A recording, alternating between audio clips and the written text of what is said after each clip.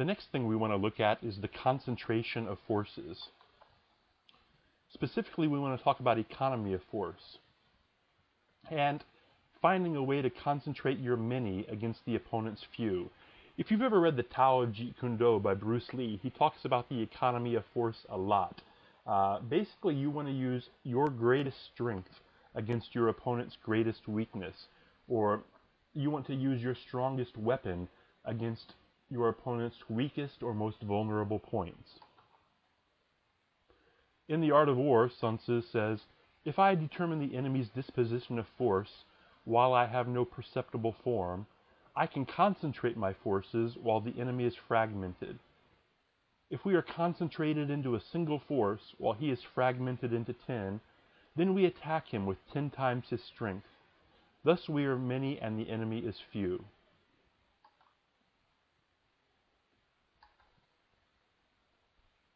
Now, many and few are relative terms. Relative strength is not absolute strength. In The Art of War, Sun Tzu says, "The strength of an army does not depend on large forces. Do not attack or do not advance relying on sheer numbers. Rather, you have to concentrate the forces and anticipate correctly the opponent's movement in order to capture him."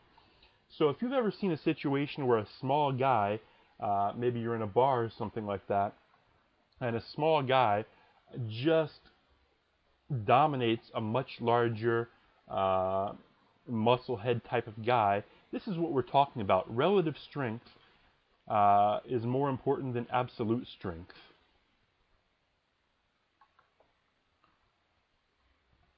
Concentrating your forces using deception and unpredictability. Again, we're talking about ways that a weaker opponent can beat a stronger opponent. The Sun Tzu Art of War says, "The enemy must not know where I intend to attack. For if he does not know where I intend to attack, he must defend in many places. The more places he defends, the more scattered are his forces, and the weaker is his force at any one point. If the opponent prepares to the front, his behind will be weak. If he prepares to the back, his front will be weak. If he strengthens his left, he'll weaken his right. If he strengthens his right, he'll weaken his left. If he tries to prepare everywhere, he will be weak all over." So what we're really talking about here are feints. Those of you who have any experience with martial arts, those of you who have any experience with fighting will understand what I'm talking about.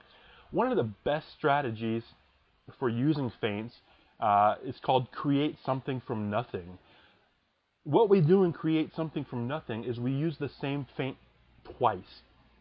So I'll throw a left, feint a left, like a left hook probably, and then feint a left hook again. The third time your opponent will think it's another feint, but the third feint is the actual attack. It's called creating something from nothing.